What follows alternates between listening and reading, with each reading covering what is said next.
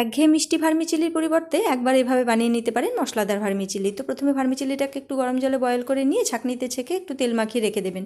কড়াতে সাদা তেল দিয়েছি, তার মধ্যে জিরে, কালো সর্ষে, শুকনো লঙ্কা ফোড়নে দিয়ে বেশ কিছুটা পেঁয়াজ কুচি আর কাঁচা লঙ্কা কুচি দিয়েছি, আর দিয়েছি আদা কুচি আর কারি পাতা। এবার লম্বা লম্বা করে গাজর আলু কেটে রেখেছিলাম সেটা দিয়ে দিলাম। এখানে ইচ্ছা মতো আপনারা সবজি দেবেন। নুন হলুদ দিয়ে নাড়াচাড়া করে ঢাকা দিয়ে রেখে দেবো যতক্ষণ পর্যন্ত না সবজিটা সেদ্ধ হয়ে যায়। ঢাকা খুলে দিয়ে দিলাম এবার ক্যাপসিকাম আর একটা টমেটো কুচি। তারপরে গুঁড়ো মশলার মধ্যে দিচ্ছি আমি এখানে শুকনো লঙ্কা গুঁড়ো আর ধনে গুঁড়ো, জিরে গুঁড়ো হাফ চামচ করে, আর গোলমরিচ গুঁড়ো দিয়ে এবার মশলাটার সাথে সবজিটাকে খুব ভালো করে মিশিয়ে নেব। আর এর মধ্যে দেবো আমি 1 চামচ কিচেন কিং মশলা। এর পরিবর্তে আপনারা ম্যাগি মশলা ইউজ করতে পারেন। আর দিচ্ছি ভেজে রাখা চিনেবাদাম আর একটা ডিমকে ভেজে ঝুড়ো করে রেখেছিলাম সেটা দিয়ে দিলাম। এবার ভার্মিচিলিটাকে এর মধ্যে মিশিয়ে দিয়ে দিলাম স্বাদ মতো চিনির গুঁড়ো আর ধনেপাতা কুচি। ভালো করে মিশিয়ে নিচ্ছি। রেডি হয়ে গেল মশলাদার ভার্মিচিলি। খেতে ভীষণ ভালো হয়, একবার অবশ্যই ট্রাই করবেন।